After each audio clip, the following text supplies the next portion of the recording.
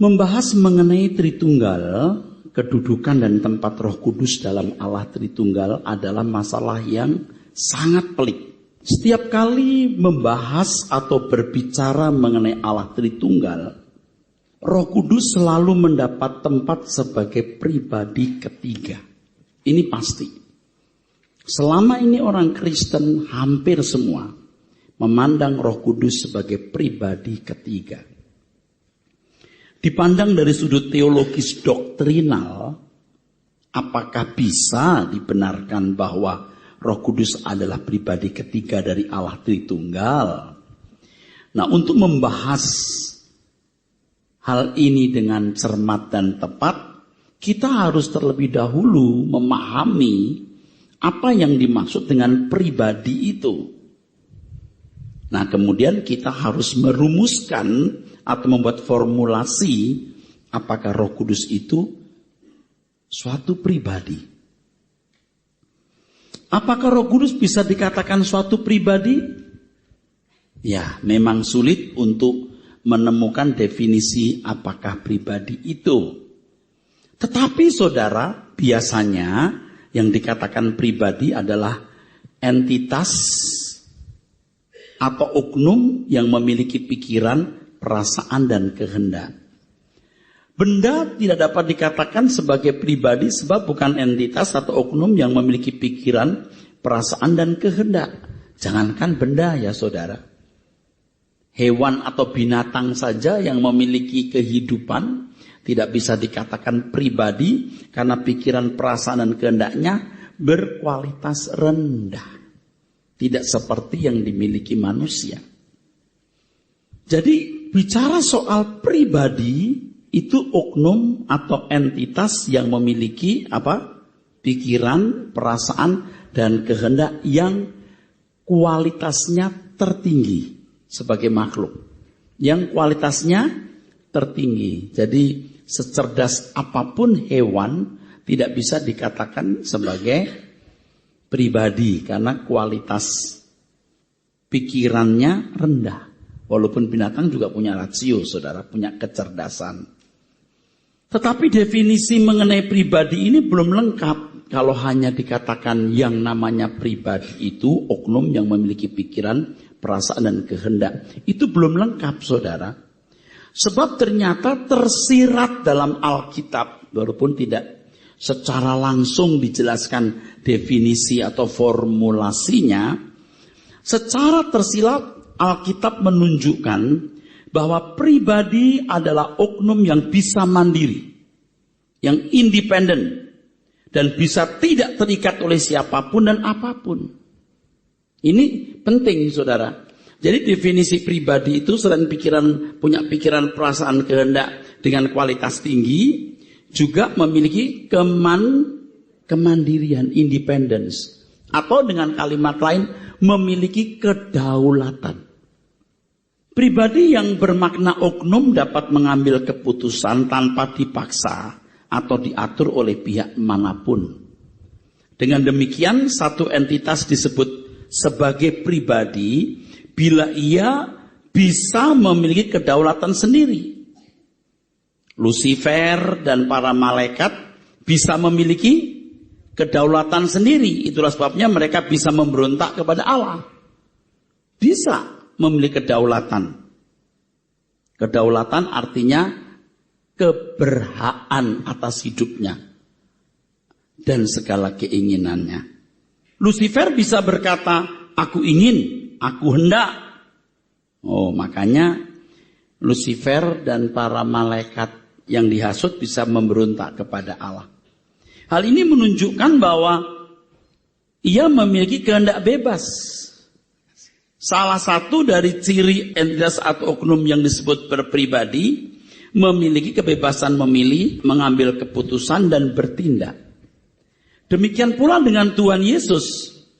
Tuhan Yesus juga bisa berdaulat dengan memiliki kehendak dan rencana sendiri, saudara. Tetapi dalam kenyataannya di Alkitab Perjanjian Baru, kita menemukan bahwa Tuhan Yesus memilih taat. Dia meletakkan kedaulatan pribadinya di kaki Bapa dan Prinsipnya adalah makananku melakukan kehendak Bapa dan menyelesaikan pekerjaannya. Demikian pula dengan setiap kita sebagai individu manusia. Kita juga memiliki kedaulatan. Kisah Adam dan Hawa itu merupakan peta yang jelas bahwa manusia punya kedaulatan. Ia bisa bertindak sendiri dan menentukan nasibnya sendiri. Jadi bicara soal pribadi, cirinya harus ada dua, punya pikiran, perasaan, dan kehendak yang kualitasnya tinggi, betul seperti Allah, betul? Yang kedua, punya kemandirian, punya kedaulatan. Lucifer punya kedaulatan. Mestinya dia meletakkan kedaulatannya itu di kaki Tuhan. Malaikat, iya, punya kebebasan. Tuhan Yesus, iya, dia memilih, bukan kehendakku yang jadi, Bapa, kehendakmu lah. Walaupun dia pada mulanya sempat berkata, jika boleh Bapa, cawan ini lalu daripadaku. Tetapi dia mengakhiri dengan pernyataan, bukan kehendakku yang jadi Bapa, tetapi kehendakmu lah. Dan ia taat sampai mati, bahkan mati di kayu salib. Nah, jelas ya saudara, apakah Roh Kudus bisa dikatakan suatu pribadi? Tentu saja bisa. Sebab biasanya yang dikatakan sebagai pribadi adalah oknum yang memiliki apa tadi?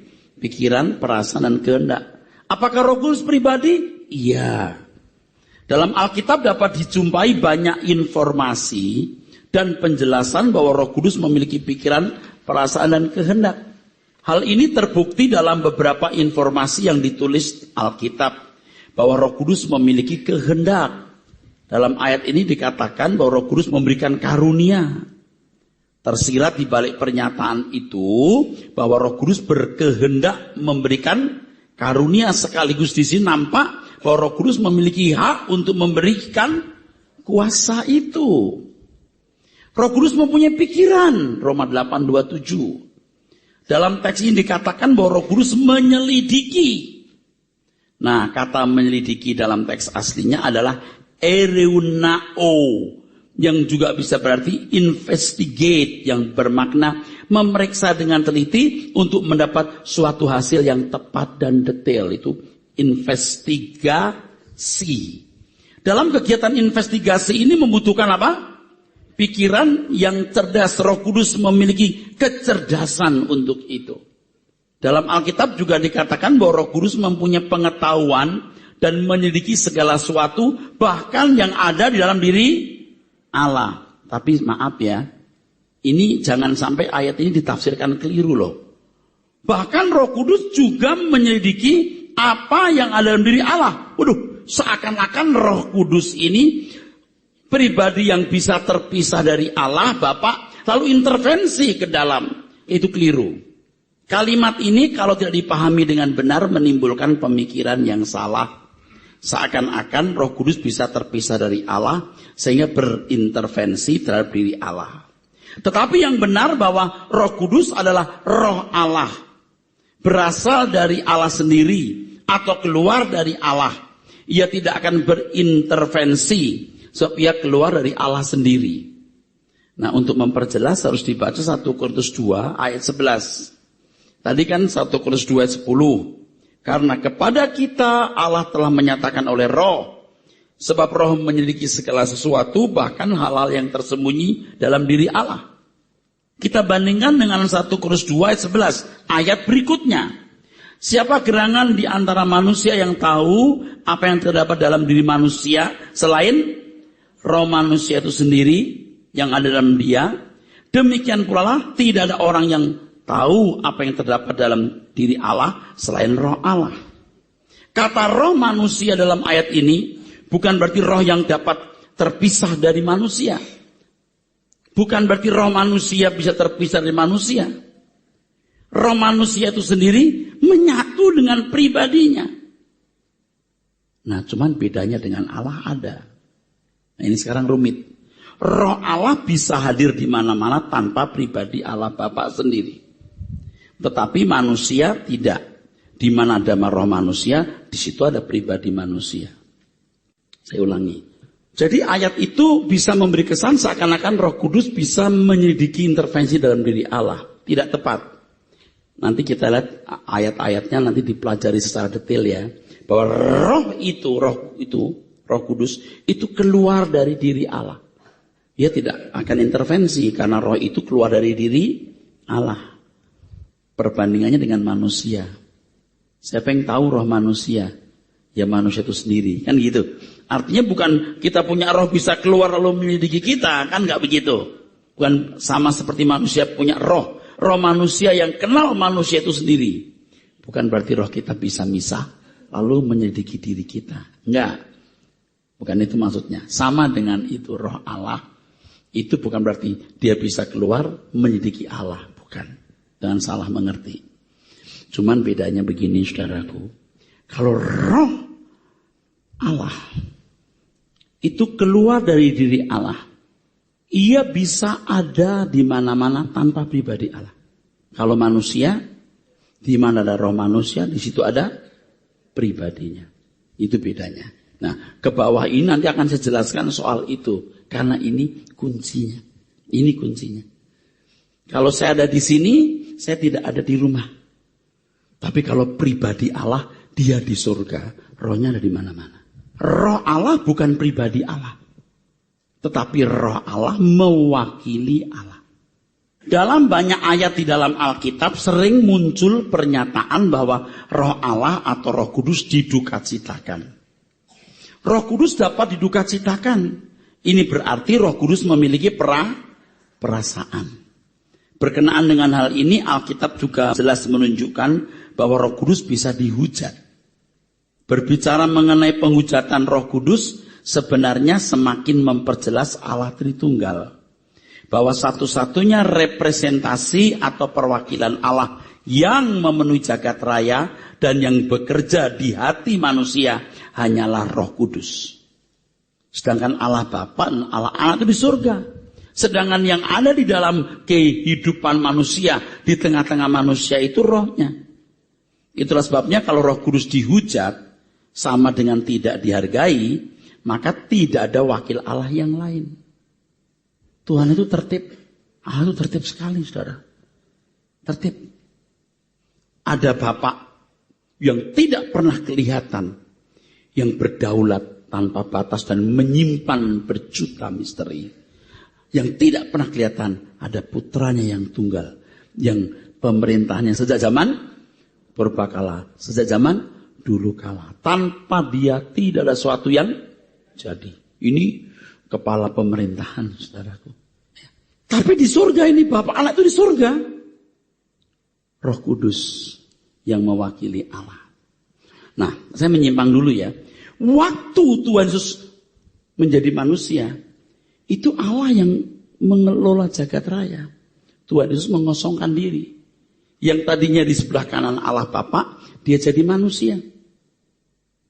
Allah Bapa di surga. Roh Kudus yang mencengkeram menguasai jagat raya. Di sini Roh Kudus direct dengan Allah Bapa tanpa Allah Anak. Karena Allah Anak mengosongkan diri. Nanti kalau Tuhan Yesus sudah bangkit dan duduk kembali di tempat di mana sebelumnya dia berada, duduk sebelah kanan Allah, betul? Kembali connect dengan Tuhan Yesus. Roh Kudus tidak keluar dari Allah Anak. Roh Kudus keluar dari Allah Bapa. Makanya Tuhan Yesus berkata, Anak tidak bisa berbuat apa-apa tanpa melihat Bapa. Melihat itu artinya tanpa disertai, diajar, dibimbing, dikomandoi. Hebat ya. Nanti kita akan bahas kata per kata itu. Ini saya sudah gatel sehingga langsung ke Roh Kudus. Karena banyak pertanyaan Roh Kudusnya dari kemarin kok belum ada. Saya munculkan dulu, nanti kita akan balik ke beberapa ciri pribadi anak Allah, Allah Anak. Ya. Jadi Roh Kudus itu keluar dari Bapa. Ini teksnya, ayatnya ada. Bukan keluar dari Tuhan Yesus. Tuhan Yesus ketika jadi manusia, Allah Bapa yang mengambil alih semua pemerintahan. Nanti pemerintahan ini dikembalikan ke Tuhan Yesus. Dan penglihatan itu dilihat oleh Daniel. Yang lanjut usia menyerahkan kekuasaan kepada anak manusia. Dan di dalam satu teks dikatakan, nanti aku kalahkan musuhmu di bawah kakimu. Itu Bapak yang ngomong. Dengan cara apa Bapak mengalahkan musuh-musuh Tuhan Yesus? Dengan rohnya yang memenuhi seluruh jagat raya. Jadi enggak pusing. Kita itu sekarang udah enggak pusing soal Allah Tritunggal. Anda pusing itu karena kan orang bilang, Allah satu. Berapa Allah kita? Enggak penting. Kan harus esa. Emangnya 3? Enggak. Esa dalam kehendak. Esa dalam lembaganya. Pribadinya 2. Roh Kudus mewakili semua jagat raya. 3 dong. Ya Tritunggal namanya. Emang begitu dari sononya. Oke. Jadi ketika Roh Kudus dihujat, itu udah gak ada representasi yang lain. Selesai. Tertib banget Allah Bapak itu. Ya udah rohku dihujat, aku sedih ngomong lagi. Nah, dia yang mewakili kami. Kamu menolak, kamu melawan dia, selesai. Habis. Nah itu maksudnya saudara. Jadi berbicara mengenai penghujatan Roh Kudus sebenarnya semakin memperjelas Allah Tritunggal. Bahwa satu-satunya representasi Allah yang memenuhi jagat raya dan yang bekerja di hati manusia hanyalah Roh Kudus, sementara Allah Bapa dan Allah Anak di surga. Itulah sebabnya kalau Roh Kudus dihujat atau sama dengan tidak dihargai, maka tidak ada wakil Allah yang lain. Kalau Tuhan Yesus menyatakan bahwa ia beserta dengan orang percaya sampai akhir zaman, aku tidak akan meninggalkan kamu, dia menyertai melalui Roh Kudus atau dalam Roh Kudus. Oke, saya teruskan. Roh Kudus juga melakukan banyak hal sebagaimana suatu pribadi bertindak dan berbuat. Misalnya ia memimpin orang percaya kepada kebenaran. Dalam teks ini Roh Kudus disebut sebagai roh kebenaran sesuai dengan fungsinya yang menuntun orang percaya kepada segala kebenaran. Roh Kudus menyadarkan dan meyakinkan seseorang akan dosanya. Roh Kudus membantu berdoa. Dan karya yang paling dahsyat adalah menaungi Maria sehingga mengandung dan melahirkan Mesias. Itu dahsyat. Itu Allah Bapa yang mengerjakan. Tapi Bapak di surga disuruh rohnya aja kerjakan. Gitu saudaraku. Masih banyak lagi tindakan Roh Kudus yang diungkapkan dalam Alkitab sehingga sulit membantah bahwa Roh Kudus bukan pribadi. Dia adalah pribadi. Jika itu kata jika itu penting. Dia adalah pribadi jika ditinjau dari keberadaannya yang memiliki pikiran, perasaan, dan kehendak. Sulit dikatakan bukan pribadi. Dia pribadi. Jika ditinjau pada keberadaannya, yaitu memiliki pikiran, perasaan, dan kehendak. Semua data yang ditulis dalam Alkitab ini membuktikan bahwa Roh Kudus dapat dikatakan suatu pribadi. Tetapi masalahnya, ini dia masalahnya. Apakah Roh Kudus bisa dikatakan sebagai pribadi ketiga? Itu jadi masalah. Jawabnya tidak mudah. Sebab selama ini sudah terpatri dalam pikiran banyak orang Kristen bahwa Roh Kudus pribadi ketiga secara mutlak. Dan yang dapat terpisah dari Allah seakan-akan bisa mandiri atau independen. Itu di pikiran banyak orang Kristen, termasuk pikiran saya selama puluhan tahun. Dalam hal ini orang percaya yang mau memperoleh pencerahan harus mau rendah hati, ya, harus mau diubahkan, ya. Yuk kita jujur melihat kebenaran Injil untuk memformulasikan kembali doktrin-doktrin yang selama ini sebenarnya kurang tepat, kurang lengkap. Ya walau formulasi tersebut berbeda dengan pandangan konservatif yang sudah mengakar seakan-akan sejajar dengan firman Tuhan harus rela ditanggalkan kalau itu tidak lengkap dan tidak akurat. Ya. Apakah Roh Kudus adalah pribadi ketiga dari Allah Tritunggal? Tentu saja bisa dijawab ya. Sebab Roh Kudus adalah representasi dari Allah Elohim. Bila jawabnya menggunakan kata bisa dijawab ya, bisa. Itu berarti tidak mutlak. Bisa ya. Berarti kata bisa itu memberikan kesan bahwa ini tidak mutlak. Harus diingat bahwa Roh Kudus bukan Allah Bapa dan juga bukan Allah Anak. Roh Kudus adalah Roh Kudus. Nah, nanti kita akan belajar kenapa disebut Roh Kudus, kenapa bukan Roh Allah. Sebab ketika masuk perjanjian baru, ini kasih uang muka dulu ya, nanti kita bahas. Dia tinggal dalam diri orang percaya. Supaya orang percaya mulai berjaga-jaga, waspada terhadap kehidupannya. Sebab ia bersama dengan Roh Allah yang kudus. Itu hebat. Roh Kudus sama dengan Roh Allah sama. Kenapa sebab disebut Roh Kudus? Sebab aku kudus, kuduslah kamu. Jadi Roh Kudus adalah Roh Kudus. Harus dicatat di sini, Roh Kudus bukan roh yang keluar dari Tuhan Yesus, tapi dari Bapa. Maka ketika Roh Kudus berurusan dengan manusia dan hadir di tengah-tengah kehidupan, seakan-akan ia terpisah dari pribadi Allah Bapa. Padahal tidak, dia tidak akan pernah terpisah dari Allah Bapa. Jadi ketika manusia berurusan dengan Roh Kudus, kan seakan-akan Roh Kudus itu terpisah dari Allah Bapa. Maka bisa disebut pribadi karena seakan-akan dia terpisah. Bapa di surga, rohnya di sini. Seakan-akan berdaulat, betul? Seakan-akan. Makanya bisa dikatakan pribadi ketiga. Apakah Roh Kudus adalah pribadi ketiga dari Allah Tritunggal? Bisa dijawab tidak atau bukan. Bila dikaitkan dengan relasinya atau hubungannya yang tidak dapat terpisah dari Allah. Saya ngomong begini aja, nanti kita baca. Saya ngomong gini. Lucifer, malaikat-malaikat bisa memberontak nggak? Bisa, karena betul pribadi yang berdaulat. Tuhan Yesus bisa, jangan takut, tapi dia memilih tidak. Manusia bisa, Roh Kudus tidak bisa, karena Roh Allah sendiri. Dia tidak akan pernah berdaulat karena dia representasi dari Allah Bapa. Bisa dikatakan, apakah Roh Kudus bisa dikatakan pribadi ketiga? Bisa. Tentu bisa dijawab ya. Karena ketika manusia berurusan dengan Roh Kudus, seakan-akan tidak ada Allah Bapa. Allah Bapa di surga, Roh Kudus di tengah-tengah umat. Betul? Tapi bisa dikatakan tidak. Karena Roh Kudus tidak pernah berdaulat. Lucifer bisa memberontak, malaikat bisa memberontak, Tuhan Yesus bisa memberontak, bisa, tapi milih tidak. Manusia bisa. Roh Kudus bisa memberontak? Tidak mungkin, karena dia keluar dari Allah, bagian dari Allah, representasi atau perwakilan dari Allah sendiri. Dia selalu connect dengan Allah.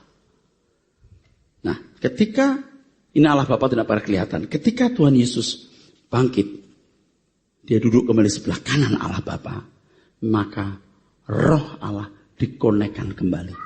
Dia punya hak untuk seakan-akan mengutus. Nah, ini mesti dijawab. Catat lagi, udah saya catat. Apa maksudnya Roh Kudus itu jadi roh penghibur? Utusan Allah. Nanti ada lagi tuh PR-nya sudah saya siapkan. Mengapa Tuhan Yesus memanggil Allah? Memanggil Bapa Allahku, Allahku. Itu semua kan mesti diteropong dengan jelas. Ya kan dia jadi manusia Pak, tapi dia pribadi Allah loh. Jadi gimana? Sebab kita harus bicara jujur.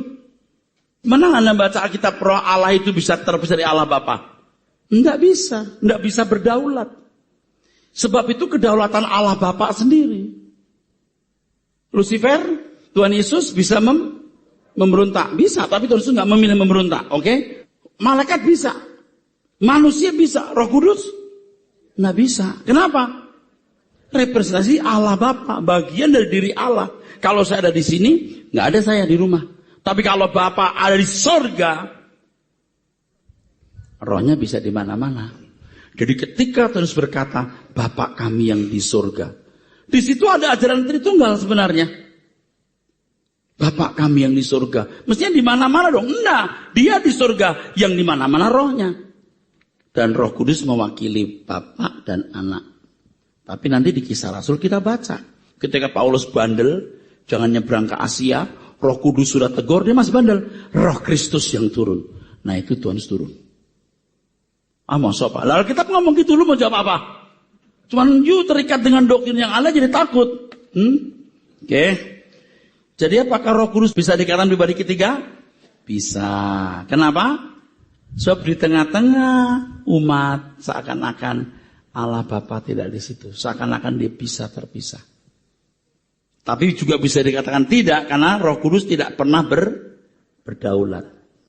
Tersirat di Alkitab bahwa pribadi adalah entitas yang bisa berdaulat dengan kemandirian penuh. Seperti Tuhan Yesus, Lucifer, dan para malaikat serta manusia.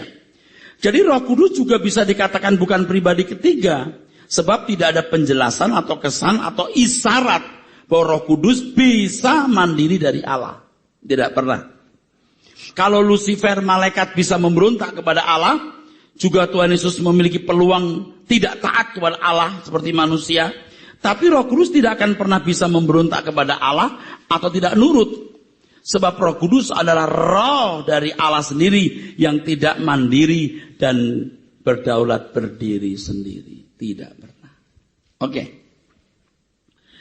Mengapa melawan Tuhan Yesus atau yang sama dengan menghujat, speak a word against, bisa diampuni? Tapi menghujat Roh Kudus tidak diampuni. Tadi saya sudah singgung. Sebab Roh Kudus menyatu dengan Allah Bapa. Dia representasi dari Allah Bapa yang tidak terpisah. Menghujat Roh Kudus berarti menolak seluruh tindakan Allah. Oke? Bukan berarti Roh Kudus lebih besar dari Tuhan Yesus. Enggak. Dia representasi. Nangkep ya? Kok menghujat Roh Kudus nggak diampuni? Menghujat Roh Kudus itu berarti dia menolak karya Allah dalam hidupnya. Roh Kudus salah satunya representasi. Nah, kalau ada orang berkata begini, Pak, apakah saya sudah menghujat Roh Kudus, Pak? Belum. Kok Bapak tahu? Ya tahu aja. Betul Pak, kalau kamu sudah menghujat Roh Kudus, kamu nggak nanya begini.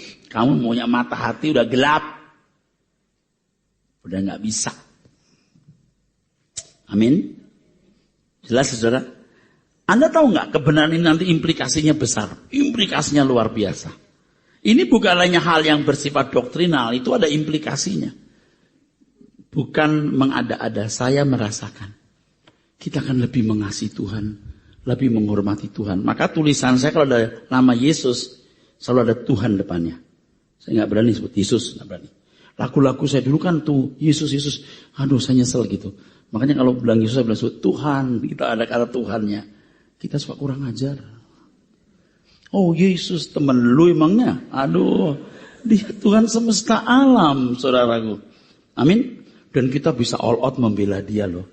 Saya tidak pernah loh se-all out hari ini loh. Luar biasa. Dan saya lebih menghormati Bapak di surga. Lebih gentar gitu, lebih takut gitu. Betapa kudus dahsyatnya Allah Bapa, Allah semesta alamnya. Betapa kita gentar, saudaraku. Ya, pokoknya implikasinya ada. Amin. Anda bisa mengerti? Nah, nanti kalau belajar terus, nanti hidup kita diubahkan. Ya. Bukan hanya pengetahuan teologi kita bisa debat. Nah, justru saya nggak debat. Kita kalau ke daerah-daerah, saudara, doktrin ini belum bisa disampaikan. Saya takut nanti benturan. Lebih baik kita menghindar saja. Ya, kita hindari yang namanya konflik atau friksi. Bukan takut. Jangan sampai kita belum menyampaikan hal yang prinsip, mereka sudah resisten sama kita. Tuh Pak Erastus kayak saksi Yehova. Nah, padahal dia belum dengar sekali pertemuan. Nggak bisa jelasin dong dalam waktu 10-15 menit atau 1 jam. Ya. Oke. Sebenarnya kalau mengatakan bahwa Roh Kudus pribadi ketiga, seakan-akan atau kesan yang bisa timbul bahwa Roh Kudus bisa terpisah dari Allah Bapa. Padahal Roh Kudus adalah roh Allah Bapa sendiri. Roh Kudus adalah cara kehadiran Allah Bapa di segala tempat, di sepanjang zaman dan waktu. Allah ada di mana-mana sebagai Allah yang maha hadir. Tapi pribadi Allah Bapa tetap di surga. Maka dalam doa Bapa kami terucap Bapa kami yang di surga, bukan di mana-mana. Kalau yang di mana-mana itu Allah gelandangan. Itu di kalimat terakhir ada itu. Justru itu menunjukkan supremasi Allah kita loh. Pribadi Allah kita itu ada tahtanya. Terhormat di tempat yang maha tinggi, di terang yang tak terhampiri. Rohnya yang di mana-mana. Bukan Allah-Allah yang ada di gua, di batu, di pohon beringin, pohon asem atau pohon sawo. Itu Allah gelandangan. Hebat ya? Itu justru supremasi Allah kita, keunggulannya di situ. Dia ada tempat, ada tahta. Hebat loh. Hebat pokoknya. Di mana aku ada, kamu ada. Kata Tuhan Yesus. Jadi Tuhan ada di sana, di mana? Ada di sana. Nggak di mana-mana, Rohku yang di mana-mana. Amin. Kalau kita nyanyi lagu Rohku, Tuhan Yesus sungguh hadir di sini gimana? Iya di sini, lewat Rohnya.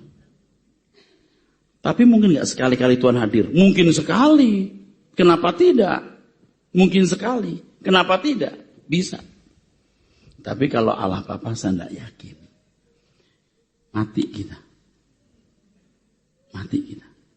Allah itu dahsyat. Anda pernah dengar saya ngomong, bumi ini satu dari 8 planet di keluarga matahari, solar system, betul? Ada 200 miliar matahari, you bisa bayangkan. 200 miliar matahari di galaksi Milky Way. Galaksi Milky Way satu dari 400 miliar galaksi. Bisa bayangin? Nggak bisa. Allah lebih besar dari itu. Itu yang bisa dihitung manusia. Belum yang nggak bisa dihitung. Belum lahirnya planet-planet baru. Betapa misterinya Allah Bapa. Saya itu baru mengerti ya. Di Perjanjian Lama ada kata-kata gini. Jangan banyak ngomong karena kamu Bapa di surga, kamu di bumi. Ada itu ayatnya. Dulu saya nggak ngerti. Jangan banyak bicara. Hati-hati kalau kamu bicara. Dia di surga, kamu di bumi. Dulu kan saya nggak tahu. Sekarang saya baru tahu. Oh begitu. Ini di kitab Mazmur saya tulis tuh. Saya buka semua ayat. Setiap ayat saya periksa soal tahtamu di surga. Allah di surga. Di Perjanjian Lama sudah. Tahtamu di surga. Tahtamu di surga. Kemana aku bisa menjauhi rohmu? Rohmu bukan Allah sendiri. Kalau Allah Bapa di surga. Rohnya di mana-mana. Clear banget kan? Clear banget. Tapi karena selama ini kita suka diintimidasi dengan Allah nggak mungkin 3, nggak mungkin 21. Kita ikut ke bawah. Sekarang udah beda. Allah kita berapa? Jadi berapa Allahnya? Nggak perlu. Itu ada Allah Bapa, ya itu Allah yang nggak pernah kelihatan. Tuhan Yesus itu yang memerintah. Roh Kudus yang ada di mana-mana yang mencengkeram jagat raya. Jadi 3 dong? Nggak, 1. Kok 1? Kehendaknya. Lembaganya 1. Nggak boleh begitu. Kok nggak boleh? Emangnya lu siapa? Boleh nggak boleh? Tapi mestinya esa. Mestinya lu dari mana tahu soal Allah? Itu sudah ada 1450 sebelum Masehi. Udah ada. Lu dari mana taunya? Kita mah jujur ngambil Alkitab orang Yahudi, betul? Kita mengadopsi, mengimpor tanpa mengubah. Wah, luar biasa, saudara. Pokoknya paling bener deh. Walaupun Roh Kudus disebut sebagai Roh Allah juga, tapi bagaimanapun Roh Kudus tidak sama dengan pribadi Bapa dan pribadi Anak. Mengapa? Sebab Roh Kudus adalah perwakilan dari lembaga Allah atau Elohim. Satu him banyak ya, yang esa. Oleh karena Roh Kudus adalah perwakilan dari Allah, maka Roh Kudus sehakikat atau sama dengan Allah atau Elohim. Oleh sebab itu orang percaya harus menanggapi, menerima, dan memperlakukan Roh Kudus sebagai pribadi yang hidup dan menghormatinya sebagaimana menghormati Allah Bapa dan Allah Anak. Nah, tadi saya belum menyebut satu kalimat di paragraf sebelumnya ya. Kalau Roh Kudus sudah dikatakan mutlak sebagai pribadi ketiga, maka penjelasan mengenai Allah yang esa menjadi sulit. Nanti menetapkan Tuhan Yesus bingung kita. Perhatikan kalimat ini. Kalau Roh Kudus bisa dikatakan mutlak sebagai pribadi ketiga, mutlak loh. Kita kan nggak mutlak, relatif. Bisa ya, bisa tidak. Kalau dikatakan mutlak pribadi ketiga, penjelasan mengenai Allah Tritunggal menjadi tidak masuk akal, mustahil, aneh. Sulit kita menjelaskan. Yang benar adalah Allah Bapa di surga, Allah Anak dulu di sebelah kanan Allah Bapa, dan Roh Kudus hadir di mana-mana mewakili lembaga ini. Jadi pernyataan Roh Kudus adalah pribadi ketiga dari Allah Tritunggal bersifat relatif, tidak mutlak, tergantung dari sudut mana pernyataan itu berangkat. Dari sudut mana Pak? Ya tadi sudah saya jelaskan. Kalau orang berurusan dengan Roh Kudus seakan-akan tidak ada Bapa di surga, seakan-akan terpisah. Ini yang pribadi ketiga. Karena pribadi Allah Bapa di surga, rohnya di sini. Bisa dikatakan seakan-akan terpisah kan? Nah pribadi ketiga, benar. Tapi bisa dikatakan tidak, karena Roh Kudus tidak pernah terpisah dari kesatuan dengan Allah Bapa. Roh Kudus tidak berdaulat sendiri. Makanya tidak bisa dikatakan pribadi ketiga. Kalau kita katakan Roh Kudus pribadi ketiga secara mutlak, tidak ada Bapa, Anak, Roh Kudus mutlak, jadi kacau kita menjelaskannya. Ada Bapa yang nggak pernah kelihatan, Tuhan Yesus yang menerima segala kuasa pemerintahan, turun sebelah kanan maksudnya. Dan Roh Kudus yang hadir di bumi mengatasi jagat raya ini. Clear. Kalau orang ribut soal Allah yang esa itu karena memang tidak mau terima Tuhan Yesus itu sebagai Allah, sebagai Tuhan. Memang nggak ada Tuhan selain Allah, tidak ada karena Tuhan cuma satu, Tuhan Yesus. Allah Bapa bukan Tuhan seperti Tuhan Yesus loh. Allah Bapa itu Bapa. Maka Anda perhatikan di Perjanjian Baru kalau menyebut Allah selalu Bapa. Waduh, dulu kita nggak ngerti maksudnya apa. Allah semesta Bapa segala roh itu Allah Bapa. Semua roh berasal dari Dia, termasuk manusia. Maka dikatakan Yesus menjadi yang sulung. Nggak mungkin kita lahir dari Tuhan Yesus dari Allah Bapa. Tapi di Alkitab itu Elohim, Pak, ya kan? Elohim itu di situ. Ya, Anda kan tahu waktu ditulis itu Alkitab untuk orang-orang Israel yang primitif 430 tahun jadi budak harus ditulis demikian rupa. Kitanya mesti ngerti kemudian hari. Setelah kita punya rangkaian Kejadian sampai Malaki, Matius sampai Wahyu, baru kita tahu gambaran yang jelas. Maka bersyukur kita hidup di zaman sekarang ini. Makanya anak-anak muda ya, anak-anak muda sekolah minggu, wah mesti diajarin begini. Lalu 3, nggak penting. Emang persoalan buat lo. Mesti diajarin. Mereka tuh nggak ngerti, iya ya gue bingung ya. Nggak usah bingung. Saya kalau baca buku-buku soal Allah Tritunggal, pusing saya. Wah ini kacau ini. Nggak jelas ini. Ada buku-buku dogmatika soal Allah Tritunggal cuma 4-5 halaman. Buset. Gimana mau menjelaskan itu? Dan kayak seperti menghindari gitu. Kita nggak usah menghindari. Seakan-akan pengajaran Allah Tritunggal itu kelemahan Kristen. Oh justru kekuatan kita.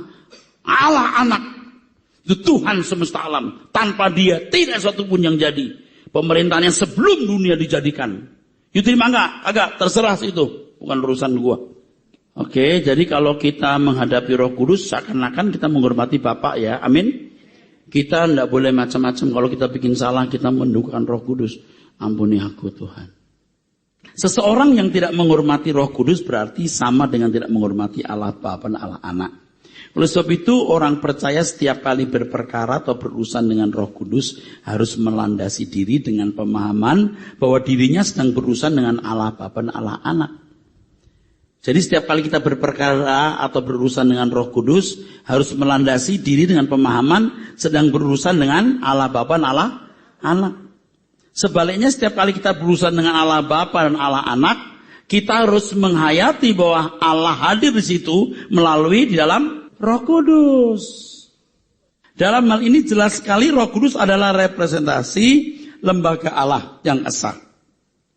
Dengan penjelasan ini maka keberadaan Allah Bapa, Anak dan Roh Kudus mudah dipahami oleh pikiran manusia sehingga tidak membutuhkan gambaran atau ilustrasi bermacam-macam yang makin mengacaukan kebenaran mengenai Allah Tritunggal. Dalam sepanjang Alkitab dapat ditemukan tindakan Allah Bapa dan Allah Anak sebagai pribadi yang terpisah. Bapa Anak bisa terpisah. Klimaksnya adalah ketika Tuhan Yesus menjadi manusia. Terpisah betul-betul. Apalagi di kayu salib ketika dia berkata, Eloi, Eloi lama sabatani. Allahku, Allahku, mengapa kau tinggalkan aku? Benar-benar terpisah loh. Benar-benar terpisah. Perpisahan pribadi dengan Bapa ini membuka kemungkinan Tuhan Yesus memiliki kehendak yang berbeda dengan Bapa. Bisa. Hal ini sangat berbeda dengan Roh Kudus. Tidak pernah Roh Kudus atau Roh Allah bergerak tanpa melakukan apa yang Allah inginkan. Tidak pernah. Roh Kudus salah terus ditegur Bapa. Nggak boleh, nggak boleh. Tidak pernah. Tidak pernah. Kalau Tuhan Yesus hampir-hampir pernah. Bapa kalau boleh cawani lalu. Terus ya tapi untuk itu aku datang. Untuk itu tuh untuk mati. Kalau Roh Kudus nggak pernah. Menyimpang-nyimpang sampai ditegur. Nggak pernah. Yang ada adalah Paulus diingatkan Roh Kudus nggak mau nurut. Hampir nekat. Roh Kristus yang datang. Itu hebat loh. Itu jarang terjadi begitu-begitu itu. Makanya indah banget ya firman itu ya. Semua itu kita lihat. Detailnya kita lihat. Detailnya. Semua peristiwa menyangkut Roh Kudus diangkat semua. Wah, perlu kerja keras, saudaraku. Kerja keras. Biarpun cuma 5 halaman, enggak bisa 1, 2, 3 jam, enggak bisa. Setiap ayat diteliti gitu. Nanti ada kata Roh Kudus keluar dari Bapa. Tuhan Yesus juga berkata, aku datang dari Bapa.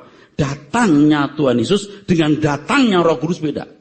Roh Kudus itu keluar, dalam bahasa aslinya artinya flow out, terus menerus.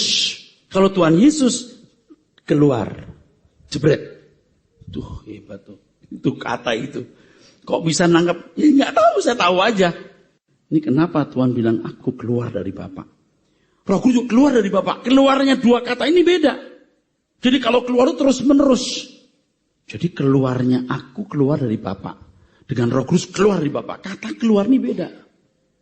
Tidak pernah Roh Kudus atau Roh Allah bergerak tanpa melakukan apa yang Allah inginkan. Ia tidak pernah berdiri sendiri. Ia hanya melakukan apa yang dikehendaki oleh Allah. Dalam perjanjian baru, ia menjadi utusan Bapa dan sekaligus Tuhan Yesus. Tapi Roh Kudus bisa menegur, Paulus bandel, Tuhan Yesus datang. Bisa loh. Jadi betul-betul Roh Kudus, ya Roh Kudus, Tuhan Yesus, Tuhan Yesus. Pada waktu Tuhan Yesus masuk air, dibaptis, Roh Kudus turun. Clear nggak? Clear. Nggak usah malu kita ngaku begini, ini justru yang paling benar begini. Sejatinya Roh Kudus adalah kuasa dari Allah yang berpribadi. Nah ini kalimat agak mengerikan tapi saya tulis. Kuasa dari Allah yang berpribadi, yang melingkupi jagat raya. Oleh karena tidak kelihatan seperti angin, maka disebut ruah dalam bahasa Ibrani.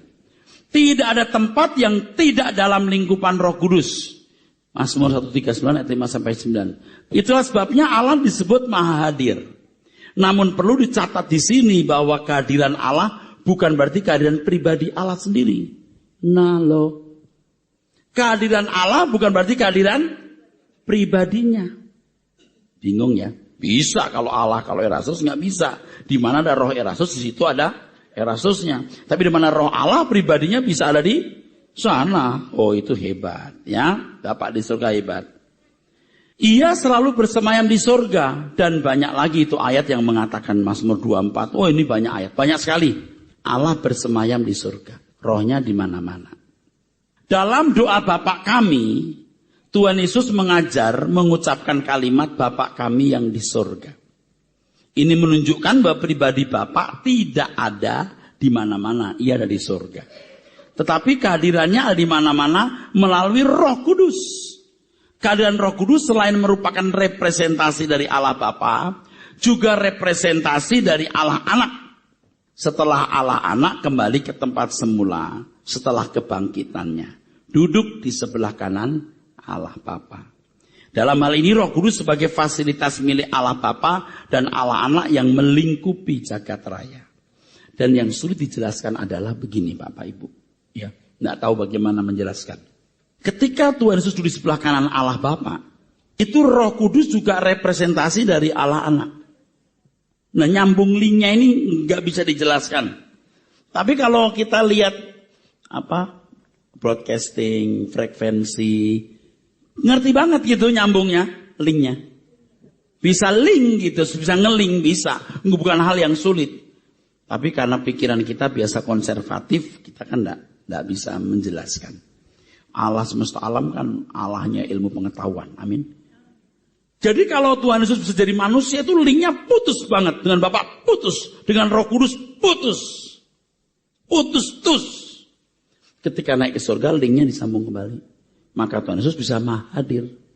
Sebenarnya dengan keberadaan pribadi Allah Bapa dan Allah Anak di surga, dengan kenyataan bahwa Allah Bapa Allah Anak di surga, itu sementara Roh Kudus melingkupi jagat raya melaksanakan kehendak dan rencananya, menunjukkan keunggulan atau supremasi Allah dibanding dewa-dewa yang mengembara dan bergelandangan di banyak tempat lain. Allah semesta alam Bapa di surga, Tuhan Yesus di sebelah kanan Allah Bapa, itu menunjukkan keunggulannya. Makanya terus naik, awan menutup, bagaimanapun ada tahta Allah yang berbeda tempat dan tingkatan dengan makhluk ciptaan. Bagaimanapun. Jadi kalau Tuhan Yesus menambahkan Bapa di surga untuk membedakan Bapa yang benar, yaitu di surga, dan Bapa yang tidak di surga, maka ini satu hal yang mutlak harus dipahami. Bapa adalah pribadi yang memiliki tempat tertentu yang permanen. Kalau Bapa yang memiliki tempat maka ia berkuasa, memerintah, dan berdaulat atas semesta alam, tiada batas. Ini kalimat terakhir paling penting ini. Jika Bapa punya tempat permanen, dia berkuasa, memerintah, dan berdaulat atas semesta alam tanpa batas. Amin.